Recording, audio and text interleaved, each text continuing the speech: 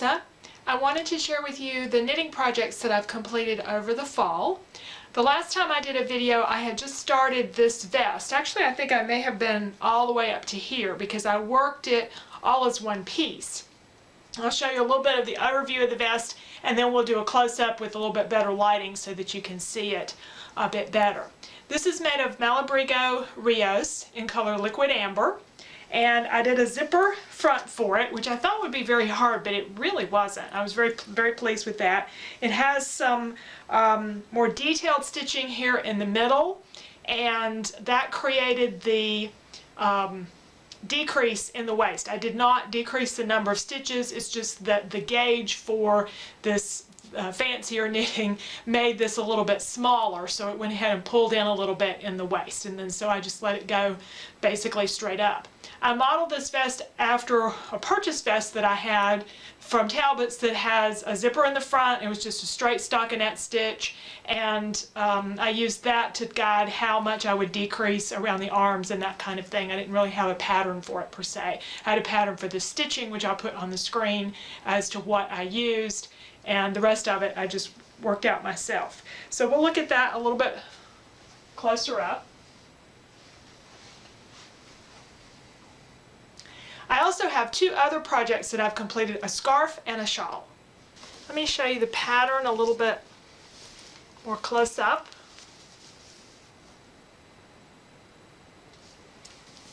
And then I used a pattern for it's called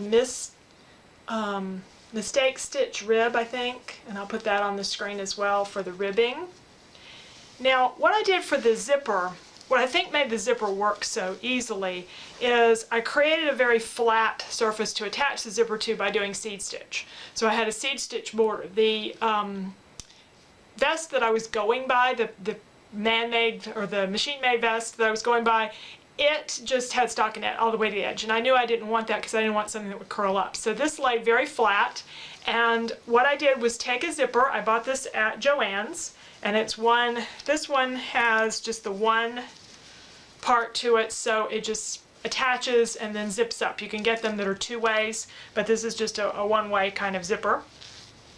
But I sewed one side of it to this facing just by hand. I tried doing it by machine. I did a little sample of the stitching and tried on the edge of the zipper, and it just crawled like crazy. Even using the foot that you do for your free motion quilting foot, still just crawled like crazy. So it just did not work. So I hand sewed that really fast, and then on the back side I added a facing that I just did a narrow strip of seed stitch. I think it's 5 stitches wide. Just knitted that up and put it on the back side, and I am really thrilled with how easily this works and how neat it looks when it's zipped up. So that was what the old vest was a zip front vest, and I really like that. I've made other vests where I've tried to do buttons and things, and this to me just has a much neater finish. It's a little more casual than some things, but I really like it. So that's all about the vest. Now let's look at some other projects.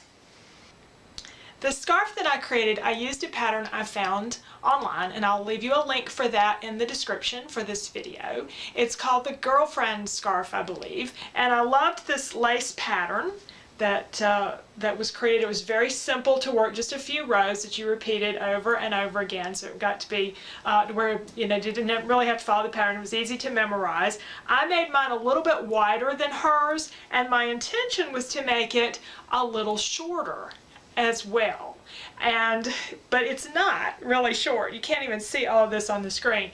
Whenever I blocked this, I wet blocked it, I laid it out and I thought, this thing is bigger, it's grown. And I find at least, once I've wet something, I start to lay it out, I can make it bigger, but I can't really make it smaller. And so it grew, and it's about 18 inches longer than what I intended. The way I like to wear my scarves is to do this. Put them around here, come around one time, and that's it. But you can't see with the camera, but this is hanging to my knees. And there's a pattern on the end that was not part of the original design. I added this was a Ravelry pattern, and I added the beads and stuff. I wanted to be able to see that. I didn't want it hanging down to my knees. So what I have to do is I have to start in the back, wrapping, and then come around the front, and come around again. And then you can see all of the beadwork and the really pretty scarf. Now this yarn, which is La Jolla by Ba, and I think it's the August color. August 18 color is a special color. I love their yarns. Wonderful to work with. Just a great texture, very easy to knit, never splits, color doesn't run, just fantastic yarns. This is my third project with them. They're a bit expensive, but they're really wonderful. And they're wool, but they don't really feel itchy, so I really like that about it. But it did end up being a lot longer than I thought. I think the reason is this lace, it just, when you wet it, when you blocked it out, it's just going to give. It's going to have some give. I took an online class where it was suggested that you make a swatch of whatever you're doing and wash it and block it and just see how it comes out. I didn't do that this time, and that's how I ended up with a scarf a lot longer, but it still works, and I have worn it quite a bit over the winter. It was my first effort at beading, so let me show you that a little bit closer up, as well as the other project that I've completed. Now here's the beadwork closer up on this. This again was a pattern from Ravelry. The challenge I had with the beadwork was that the pattern I picked from Ravelry was a border pattern, and I assumed by border it would mean that you would start at the edge of your garment and work out and create a border. No. When I started doing a little playing with it, I realized that the chart was actually starting from this edge and working in, so I had to reverse it to make it work. But again, I'll create links for all of these things. If they're not in the description in YouTube, they'll be over on my blog in the blog post that goes with this video. So, but it was my first effort at doing beads. I used a Craftsy class to help me learn how to do beads, and they went really smoothly, and I love doing them so much that I've used them on my next project as well. So let's take a quick look at that. This scarf uses some yarn from Hedgehog called Beach Bunny, and the pattern is Moab. It's on Ravelry, that you can purchase, and I'll leave you links for all of this. I also added in some black and a couple of other colors that I had in my stash, a little bit of orange and a little bit of the pink.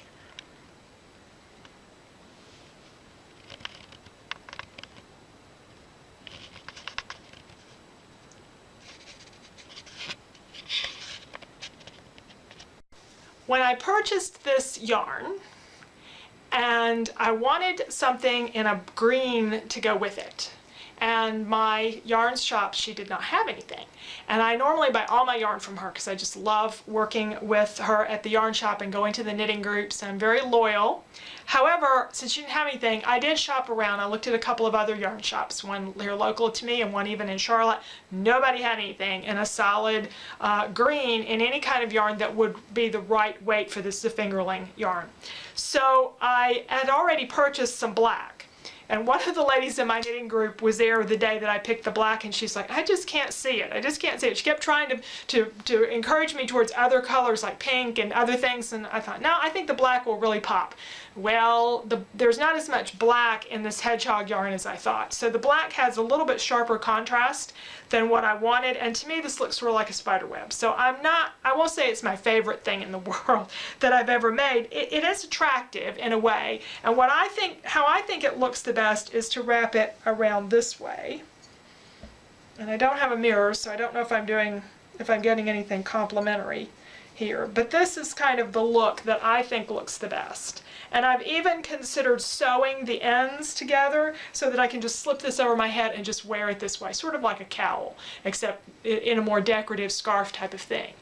I don't really love wearing scarves. If I wear it as a scarf, it lays very nicely. The way the Moab is made, it lays really nicely, but I don't think I look that great in scarves. or in shawls, I should say. I like scarves. It's shawls that I don't think I look that great in.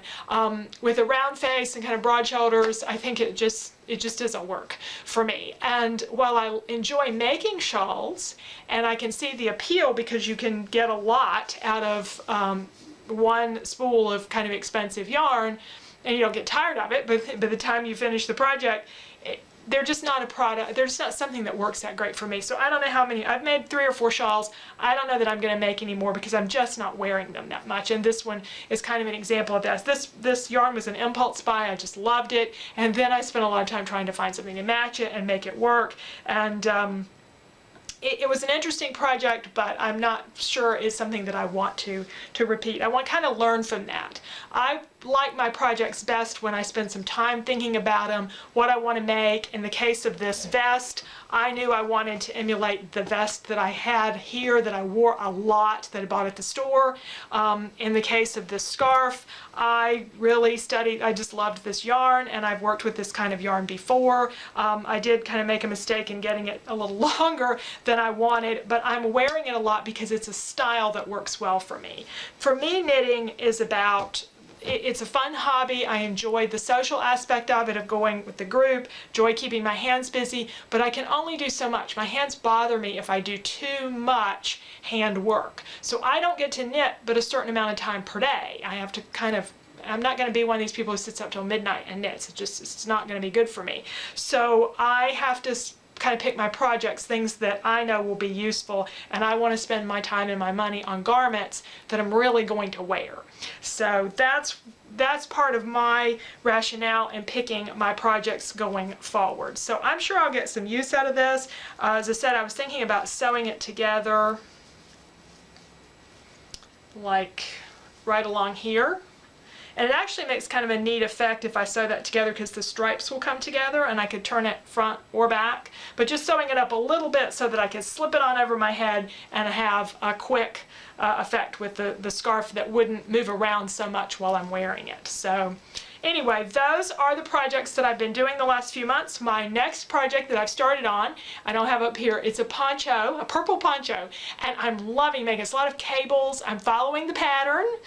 Almost. I've switched out one of the stitches, but otherwise I'm following the pattern. I am just loving making that poncho. So at the rate I knit, though, I'm not sure I'll get to wear it this winter. It'll be late in the winter before I finish it, but I am really, really enjoying that project as well. So thank you for joining me with my knitted projects today, and I hope you'll check out my other videos while you're here on my channel.